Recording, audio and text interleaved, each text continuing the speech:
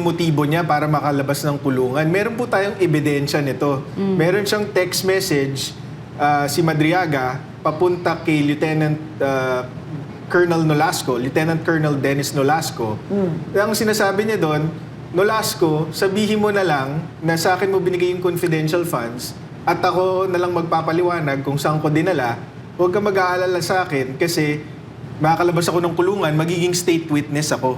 So yun po yung pruweba po natin. Hindi May po tayo evidence. naghahaka-haka dito na nakakulong siya, baka gusto niya makalabas. Meron pong pruweba nito. Nababalatan sila, Attorney Paulo, no?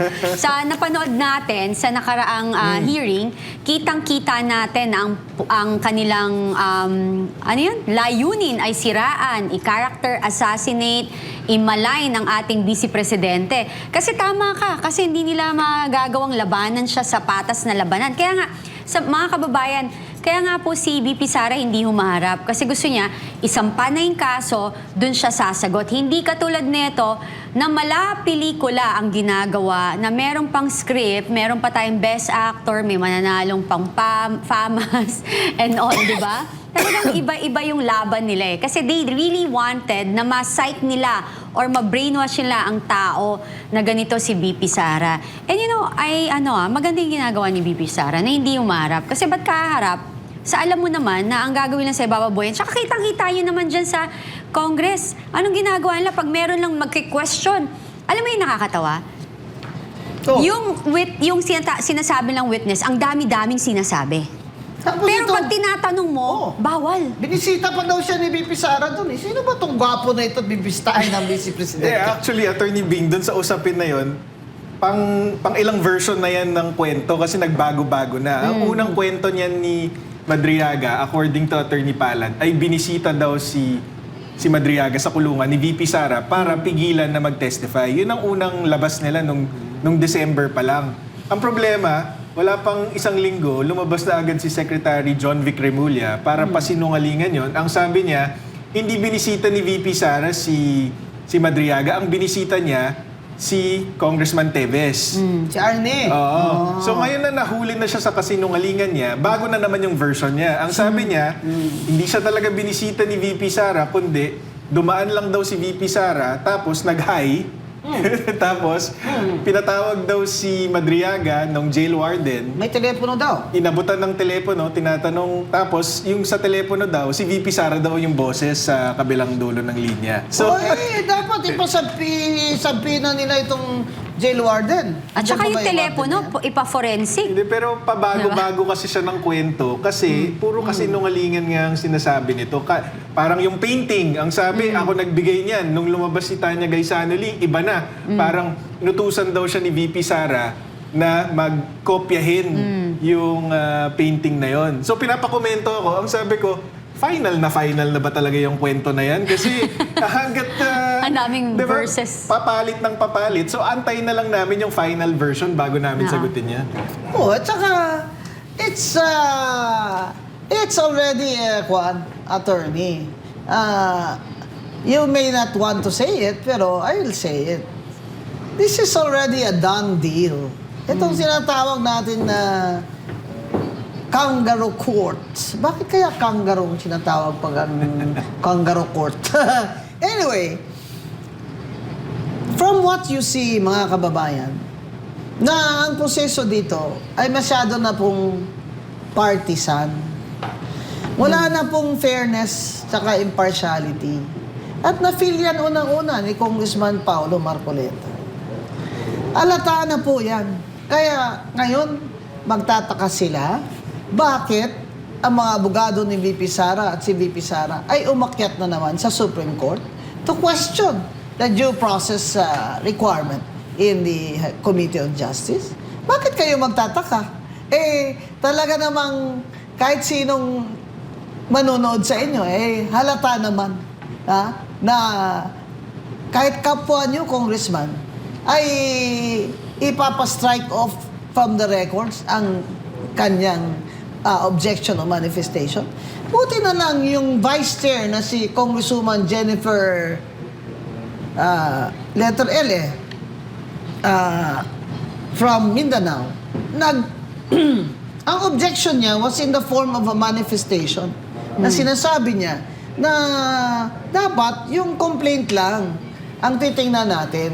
Hindi na tayo pwedeng magdagdag na wala sa complaint. O yun, bakit niya hindi pina-strike from the records? That's exactly what Paolo Marcoleta was also saying. Pero hindi niya pina-strike off kasi vice chair niya sa Committee on Justice, di ba? Part ng majority. Attorney din pala yun. At mukhang first termer itong Congresswoman Jennifer. Lagbay. Lagbay. Yun. Kaya, makikita na walang impartiality.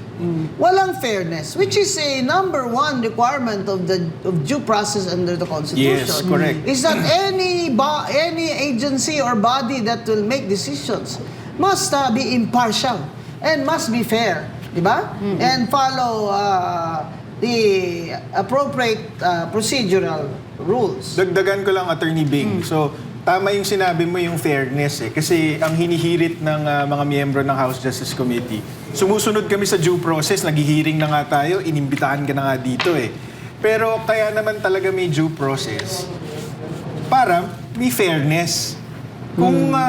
Kung sumunod ka nga sa due process, sumunod ka sa procedure, bigyan mo ng pagkakataon sa magot, pero yet, hindi patas yung nangyayari dyan sa hearings sa House Justice Committee, wala pa talagang due process. Kaya yun ang gusto po nating makita na sana madulog sa Supreme Court, yung issue ng fairness. Oo, and I hope the Supreme Court will act on it in the appropriate time naman. Wag naman yung aning ko pa ang damo kung patay na ang kabayo. But based on what the Supreme Court ruled in the first impeachment case, it was timely naman yung paglabas nila ng desisyon na yan. At saka, masabi ko lang under fire si Senior Associate Justice Leonen dahil hindi ba siya rin yung punente doon sa first impeachment case. Under fire siya ngayon dahil he required the SARO doon sa hearings on the budget, which was, I think, ongoing now also. So, makikita mo talaga ang kamay ng mga ng politika, di ba? Ano pa, Attorney Panelo or Paulo, ang mga indications na itong si Madriaga nagsisinungaling?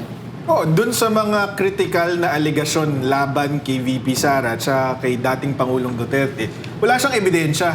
Diba? Ang ebidensya lang niya is itong mga picture at mga video nung kampanya. Napakaraming tao po ang merong ganong picture kay VP Sara. Tapos, actually, kahit dagdagan ko lang yung mga nagpasinungaling sa kanya right after siya mag-testify, meron ding mga taga-Lubao, Pampanga na nagsabing hindi totoo or imposible yung sinasabi niya na nagdeposito siya ng malaking halaga sa isang bangko sa loob ng mall sa Lubao, Pampanga dahil wala naman palang mall sa Lubao, Pampanga.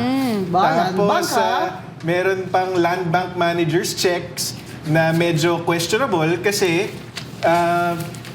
ito nakita ko lang at hindi ko pa na-verify ito personally, pero ang sabi po ni Attorney Vic Rodriguez nung nagpadala po siya ng tao sa branch na yan, itong Dishud branch ng Land Bank, wala naman daw pong branch na gano'n. ATM lang po ang meron sa Dishud. Wala pong bangko dyan sa Dishud. Attorney Paulo, another perjury case na naman yan. Yun po ang rinekomenda natin kay VP Sara at mukhang doon po tayo papunta. Panibagong perjury complaint laban kay Hinahayaan mo lang Madriaga. ito si Madriaga. Akala niya, he can just do this without any consequence sa kanya. Kasi total naman, nandiyan na siya sa kulungan. Ano pa nga bang mangyayari sa kanya, di ba? Pero hinahabol nito pardon eh. Then, tsaka, go. Dagdag ko lang na hindi po haka-haka na ito yung motibo niya para makalabas ng kulungan. Meron po tayong ebidensya nito. Meron siyang text message si Madriaga papunta kay Lieutenant Colonel Nolasco, Lieutenant Colonel Dennis Nolasco. Ang sinasabi niya doon, Nolasco, sabihin mo na lang na sa akin mo binigay yung confidential funds at ako na lang magpapaliwanag kung saan ko dinala. Huwag ka mag-aalala sa akin kasi makakalabas ako ng kulungan, magiging state witness ako. So yun po yung pruweba po natin. Hindi May po tayo evidence. naghahaka-haka dito na nakakulong siya, baka gusto niya makalabas. Meron pong pruweba nito. At doon po sa counter affidavit niya, doon sa perjury complaint na final sa kanya ni VP Sara, hindi niya po in-address ito. Kasi hindi niya po kayang i-address.